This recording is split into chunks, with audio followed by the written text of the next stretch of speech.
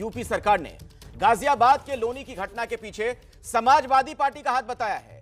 UP सरकार के मंत्री और राज्य सरकार के प्रवक्ता सिद्धार्थ नाथ सिंह ने कहा कि लोनी की घटना को सांप्रदायिक रंग देकर यूपी में विपक्ष और खासकर समाजवादी पार्टी 2022 में सत्ता में आने के लिए बेताब है।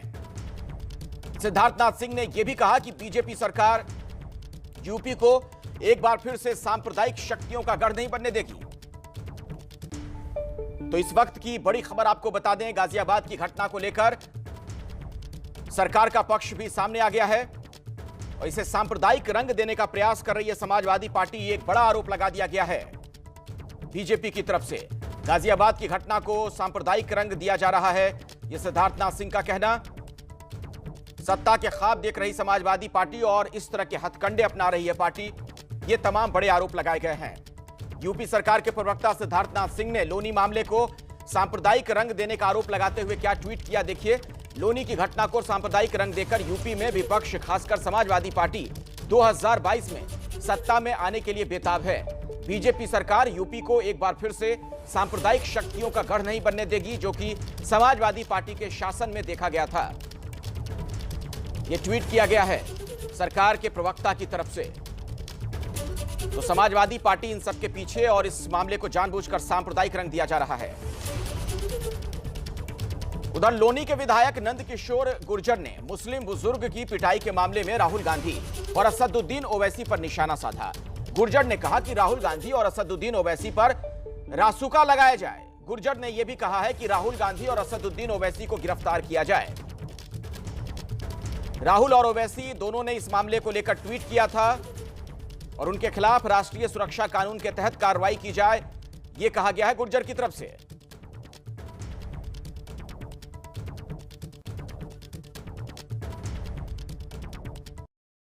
कांग्रेस के नेता श्री राहुल गांधी जी और ओवैसी द्वारा जिस तरह भगवान राम के लिए, राम भक्तों के लिए कहा गया, उसकी मैं निंदा करता हूं और मैं मांग करता हूं कि इन्होंने ट्वीट करके जिस तरह से भड़काने का काम किया, भगवान राम के भक्तों को पसंद उठाने का काम किया, कि देश में दंगा कराने की जो लगातार साजिश कर रहे हैं, इनके खिलाफ रासुका के तहत मुकदमा दर्ज कर गिरफ्तार करके जेल भेजा जाए, जिससे कि भविष्य में इस तरह की कोई घटनाएं ना हो।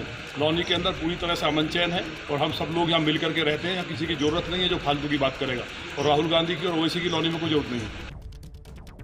गाजियाबाद में बुजुर्ग की पिटाई को धार्मिक रंग देने की कोशिश के खिलाफ पुलिस ने कार्रवाई की है। पुलिस ने ट्विटर इंडिया समेत 9 के खिलाफ केस दर्ज किया। और बड़ी खबर यह है, अपने दर्शकों को बता दें कि ट्विटर पर वीडियो शेयर करने वाले लोगों के खिलाफ भी केस दर्ज हो सकता है। पुलिस ने घटना के पीछे किसी धार्मिक एंगल से इनकार किया है। तो बड़ी खबर यह कि ट्विटर के खिलाफ भी कार्रवाई हो सकती है। वीडियो शेयर करने वालों पर भी दर्ज हो सकता है केस।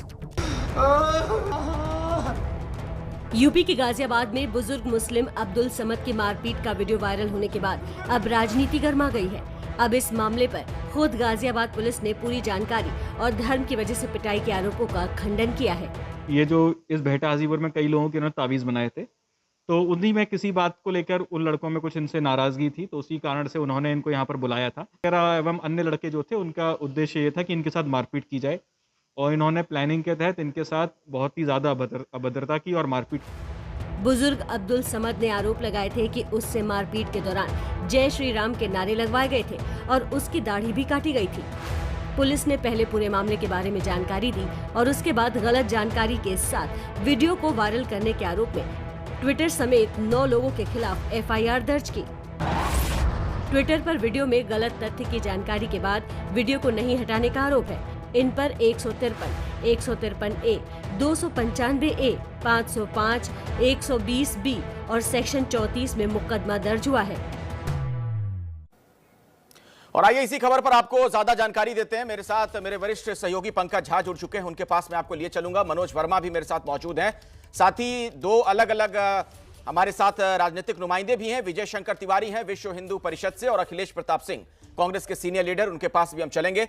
पंकज, आपके पास मैं पहले आना चाहूंगा, और इस लिहाज से यह मामला बहुत महत्वपूर्ण हो जाता है कि ट्विटर के खिलाफ भी मामला दर्ज किया गया है।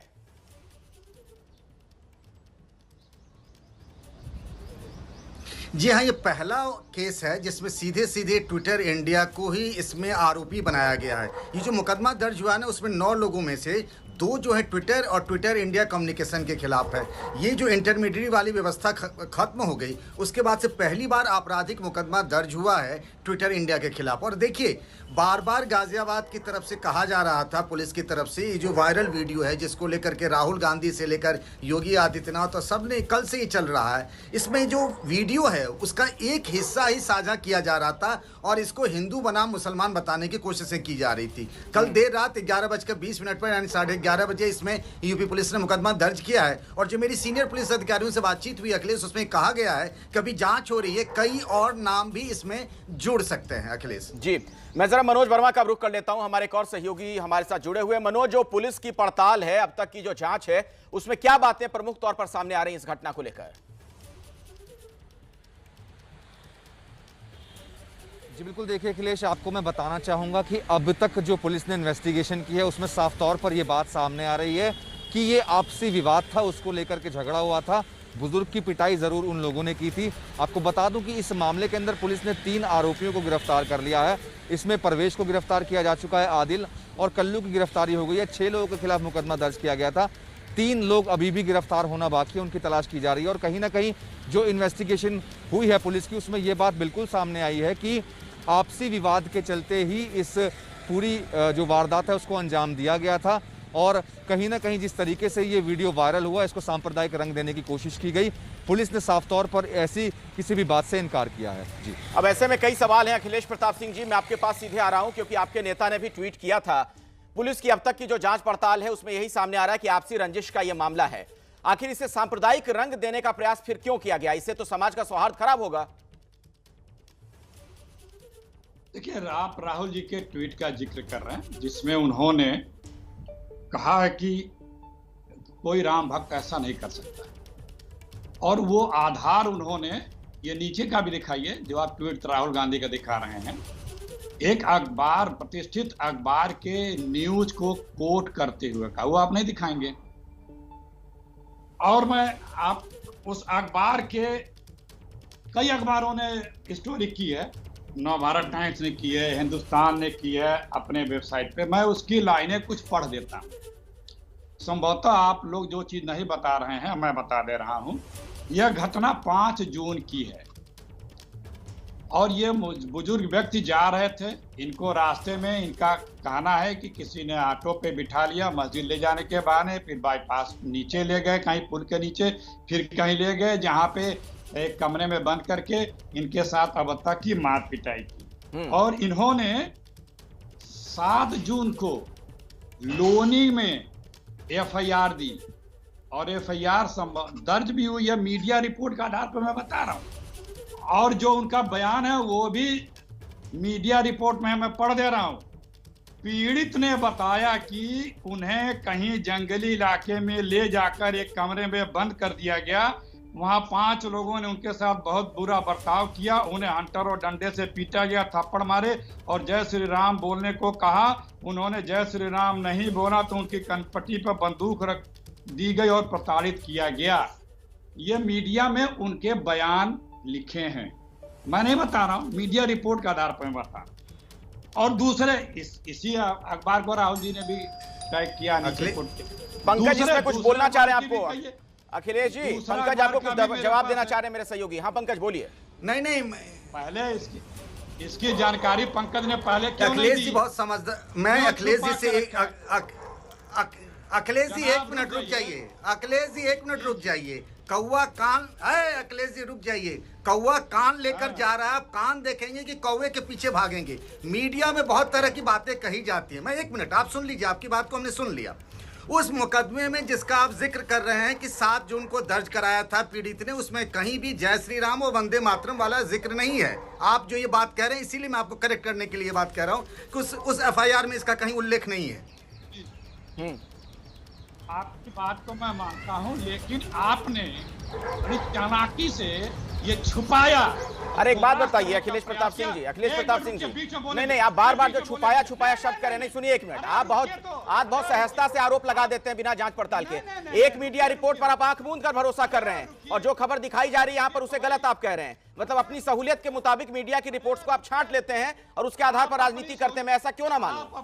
चीखिए मत, सुनिए, धैर्य से धीरे से बात करिए, तथ्य रखिए, दोनों लोग तथ्य रखेंगे, चिंता मत करिए। एक बात देखिए, मेरा सिर्फ ये कहना है कि जब पंकज झा ने स्टोरी बताई तो उसमें ये नहीं बताया कि 7 तारीख को भी एक मुकदमा हुआ है, ये तो नहीं बताया, ये तो मैंने इस मीडिया ने बताया, और इसी मीडिया के हवाले से मैं बात बता रहा हूँ। मैं कोई अपनी मन तो आपके नेता अखबारों में छपी खबर के आधार पर सारी बातें कहते रहते हैं। चलिए मैं मान लेता हूं। विजय शंकर तिवारी जी, मान लेते हैं, विजय शंकर तिवारी जी, अखिलेश प्रताप सिंह जी कह रहे हैं कि मीडिया रिपोर्ट्स के आधार पर ये बयान उन्होंने दिए, इस तरह की बातें कही गई, इसमें कहां गलत है? अरे भाई, उन्होंने बयान दिया है, अब विजय शंकर तिवारी जी पूरी आएगी तो पता लगेगा आपको। अखिलेश जी बहुत मजे हुए अच्छे प्रवक्ता हैं और अच्छे ढंग से अपनी बात करते हैं। और जहां तक बात, जब बहुत ऊंचे जो बड़े सर्वोच्च स्थान पर कोई नेता बैठे होते हैं तो उनको केवल मीडिया का आधार लेकर कोई बयान नहीं देना चाहिए, क्योंकि उनके ऊपर समाज की बड़ी जिम्मेवारी होती है। पूरा देश उनको देखता है, पूरा देश उनको फॉलो करता है। तो चाहे कोई भी हो, किसी पार्टी का हो, किसी समाज का हो, किसी संगठन का हो, उसके सामने ये बाध्यता रहती है। और मीडिया में तो कई बार इस प्रकार की बातें आती है, लेकिन सबसे बड़ी बात है कि परवेज के घर ये गया, ये तो जांच में सब सामने आ गया कि वो ताबीज बनाता था, ताबीज बनाकर उसने दिया, उसका उल्टा प्रभाव हुआ, और मारने वाले लोग उसी समाज के हैं। अब बहुत जो विभत्स घटना होने वाली है और जो विभत्सता दिखाई पड़ी कि उसने स्वयं बयान दिया कि जय श्री राम बुलवाया गया हमसे। ये केवल एक परवेज नहीं है, ये एक आदिल नहीं है, ये सारे देश में इस प्रकार की घटनाएं आती हैं कि कोई मुस्लिम पकड़ लिया गया तो उसको ये कहता जी मुझसे जबरदस्ती जय श्री राम बुलवाया गया, मुझे मेरी दाढ़ी कटवाई गई। ये बात समझ में आती है। मैं ये कहता हूँ, अखिलेश जी मेरे सामने बैठे हुए हैं, दिल्ली में हाल में इसी वर्ष में 2-3 बड़ी घटनाएं हुई, वो मुसलमानों के। विजय शंकर तिवारी जी, आपके ऑडियो में कुछ दिक्कत आ गई है, मैं कोशिश करूंगा कि इस तकनीकी खामी को हम दूर कर लें, तो दोबारा मैं आपके पास आऊंगा। दरअसल लोनी की जो घटना है, इस पर AIMIM के अध्यक्ष असदुद्दीन ओवैसी ने भी निशाना साधा। ओवैसी ने प्रधानमंत्री मोदी को निशाने पर लेते हुए कहा कि जब से मोदी सरकार आई है, मुसलमानों का अपमान हो रहा है, उनके साथ बर्बरता हो रही है। कौन है ये लोग? ये वही लोग हैं जो भारत के मुसलमानों में नफरत को पैदा कर दिए हैं। राइट टू डिग्निटी जो मुसलमानों का है उसको छीन लिया जा रहा है। कभी अखलाक को मारा जाता है, कभी पीलू खान को मारा जाता है, कभी जुनैद को मारा जाता है, कभी अकबर को राजस्थान में जला दिया जाता है। ये कंटिन्यूस वाक़यात चल रहे हैं।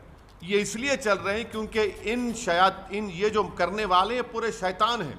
इनको इंसान नहीं कह सकते, हैवान बन चुके। उनको मालूम कि जब ये करेंगे तो महापंचायत होगी, उनको बीजेपी और आरएसएस की तरफ से उनको पॉलिटिकल पावर मिलेगा। मैं इसका स्ट्रांग अल्फाज में कंडेम करता हूं, और ये उसी वक्त रुकेगा जब बीजेपी और आरएसएस इसको रोकना चाहेगी। तब तक इस तरह के वाक़यात मुसलमानों पर चलते रहेंगे अनफॉर्चुनेटली। अखिलेश प्रताप सिंह जी, आपने सुना असदुद्दीन ओवैसी क्या कह रहे हैं। मेरा सवाल यह है कि आपको क्या लग रहा है, जो असदुद्दीन ओवैसी कह रहे हैं वो सच है, या पुलिस की जांच में जो बात सामने आ रही है कि नहीं ये सांप्रदायिक रंग नहीं इसे दें, ये उस नजरिए से किया गया अपराध नहीं है? क्या आपको सही लगता है?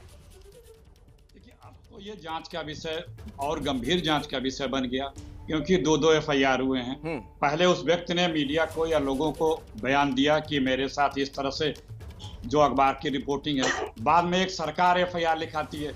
लेकिन इस सरकार की छवि ये है कि इस तरह की घटनाएं वो करती है, इस तरह की घटनाएं करने वालों को प्रोत्साहित करती है, प्रमोट करती है, उनको पुरस्कृत करती है। आप देख लीजिए, इस तरह की घटना करने वालों को मंत्री सम्मानित करते हैं। उत्तर प्रदेश में बहुत बड़ा आरोप लगा रहे हैं अखिलेश जी। अखिलेश जी, आप तो और भी बड़ा आरोप लगा रहे हैं। आप क्या कह रहे हैं कि सरकार ने ये सब कुछ करवाया? आप ये कह रहे हैं अखिलेश जी? इंस्पेक्टर, मैं नहीं कह रहा हूं सरकार इस तरह के करने वालों को प्रमोट करती है।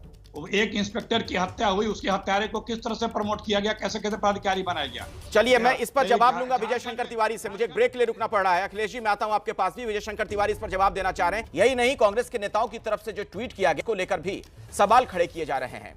बातचीत करने के लिए मेरे साथ कांग्रेस से अखिलेश प्रताप सिंह जी मौजूद हैं, और विश्व हिंदू परिषद से हमारे साथ विजय शंकर तिवारी जी हैं। विजय शंकर तिवारी जी, ब्रेक के पहले अगर आप सुन रहे थे, अखिलेश जी का यह कहना है कि चूंकि इस सरकार की, यानी जो उत्तर प्रदेश की मौजूदा सरकार है, उसकी छवि ऐसी रही है, इसलिए उनको यह लग रहा है कि हां, सांप्रदायिक नजरिए से यह काम किया गया होगा। वो एंगल इसमें अभी भी वो तलाश रहे हैं। देखो अखिलेश जी ने यह भी कहा कि राहुल जी ने और समाचार पत्र पढ़कर के ट्वीट कर दिया है। मैं कुछ प्रारंभ किया था, हमने कहा कि आदर्श नगर में राहुल की हत्या कुछ मुसलमानों ने की थी, वो भी समाचार की सुर्खियां बनी थी, लेकिन चूंकि मरने वाला हिंदू समाज का था इसलिए उन सुर्खियों में की नजर नहीं गई। उत्तरी दिल्ली में रिंकू की हत्या हुई, बड़े समाचार पत्रों में आया, लेकिन उसमें राहुल जी की नजर नहीं गई। बिहार के पूर्णिया में 150 मुस्लिम समाज के लोगों ने दलित समाज की बस्ती पर हमला कर दिया और 20 घर जला दिए, महिला के साथ मारपीट की, बच्चे का अपहरण किया। अखबारों में बड़ी बड़ी सुर्खियां बनी, लेकिन राहुल जी की इस पर नजर नहीं गई। बिहार में 3 घटनाएं हो गई, दलितों की हत्या हुई, और बांका में मस्जिद के अंदर बम विस्फोट हुआ, मौलाना मारा गया, उस पर भी बड़ी सुर्खियां बनी, लेकिन राहुल जी की नजर उस पर नहीं गई। तो राहुल जी की नजर कहाँ जाती है? केवल टूल किट पर जाती है। तो देश में अगर सौहार्द बनाना है और सद्भाव बनाना है तो ये अपना जो भेदभाव की सोच है, मैं इसका जवाब लेता हूं। आप बहुत ही गंभीर आरोप लगा रहे हैं अखिलेश प्रताप सिंह जी। विजय शंकर तिवारी कह रहे हैं कि बड़ा सिलेक्टिव होकर आप लोग अपनी नजर डालते हैं अखबारों पर और खबरों पर। जब किसी हिंदू की हत्या हो जाती है तो उस पर कुछ नहीं बोलते, ना लिखते हैं ट्विटर पर। देखिए, इसका बड़ा लंबा जवाब देने की आवश्यकता नहीं है। इस पार्टी और देश के मुखिया आदरणीय प्रधानमंत्री जी कपड़ों से पहचान कर लेते हैं, इससे अधिक बताने की आवश्यकता नहीं। इसी में सब कुछ निहित हो गया।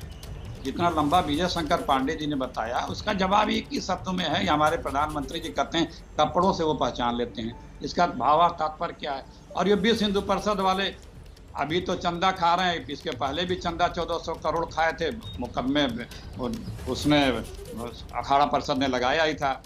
और देखिए बात ये है कि राहुल गांधी क्या कह रहे हैं, वो तो यही कह रहे हैं ना कि ऐसी निर्ममता जो है वो संसार करती है समाज को। तो क्या ये विश्व हिंदू परिषद ये करिए कि ऐसी निर्ममता की जाए, ऐसी निर्ममता क्या की जाए, उसको पोषित कर रही है।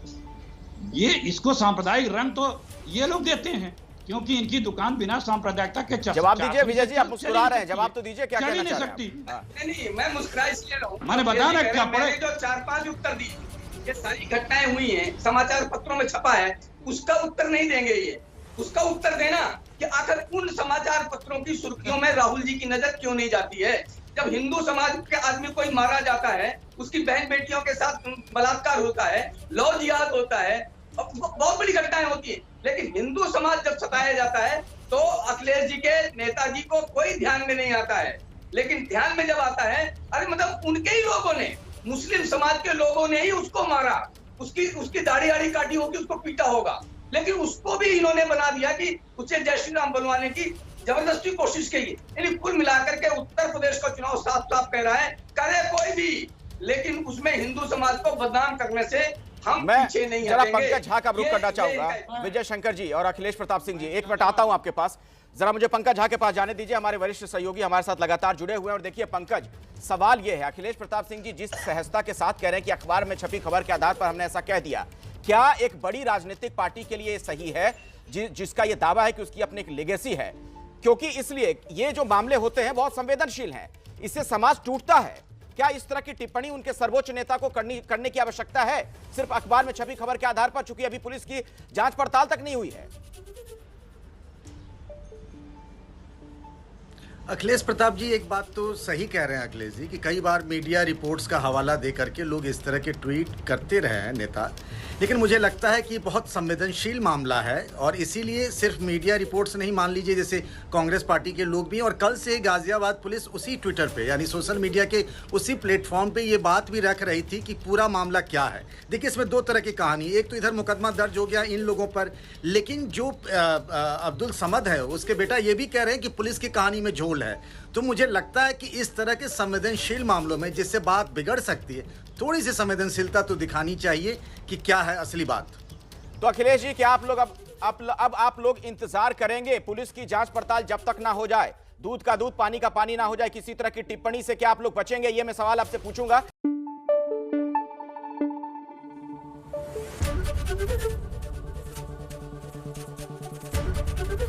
एबीपी न्यूज आपको रखे आगे।